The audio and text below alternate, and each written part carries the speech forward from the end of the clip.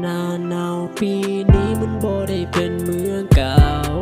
เพราะว่าปีที่แล้วเคยมีคำว่าสองหาวแต่มาปีนี้เจ้าต้องได้ไปกับเขาปล่อยให้คนนี้ต้องอยู่กับความเหงา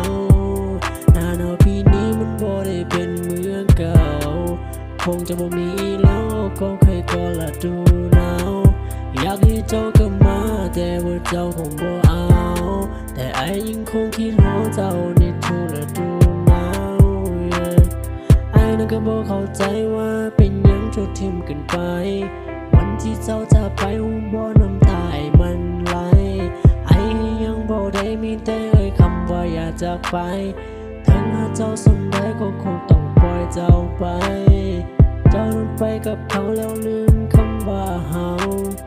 ปีนี้บ่มีเจ้าเลยบ่มีคู่ไปเข้าดาวสิ่งที่ไอ้ขาดเจ้าแล้วมีแต่ความโศกเศร้าแต่ไอ้ยังคงคิดถึงเจ้าเมื่อหลังหน้าหนาวปีนี้มันบ่ได้เป็นเหมือนเก่า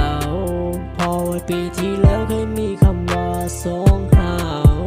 แต่มาปีนี้เจ้าต้องได้ไปกับเขาปล่อยให้คนนี้ต้องอยู่กับความเหงาหน้าหนาวปีนี้มันบ่ได้เป็นเหมือนเก่าคงจะบ่มีแล้วก็เคยก็ละดูหนาวอยากให้เจ้ากลับมาแต่ว่าเจ้าคงบ่เอา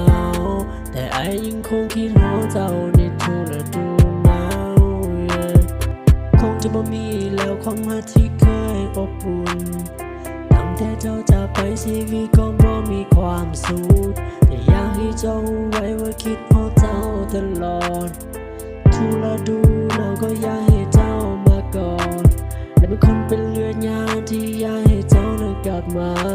จะบอกคอยว่าบ่มีค่าเจ้าเลยไปบ่เอ่ยคำลาและเวลาที่ผ่านมาให้มันเป็นเพียงความฝันแต่คอยยังคดคิดหาเจ้าทุกครั้งเวลาเบิกขึ้นไปดวนจัง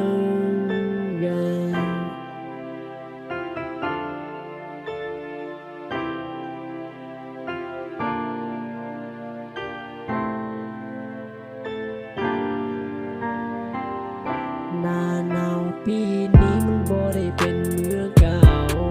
เพราะว่าปีที่แล้วเคยมีคำว่าสองหาวแต่มาปีนี้เจ้านั่งได้ไปกับ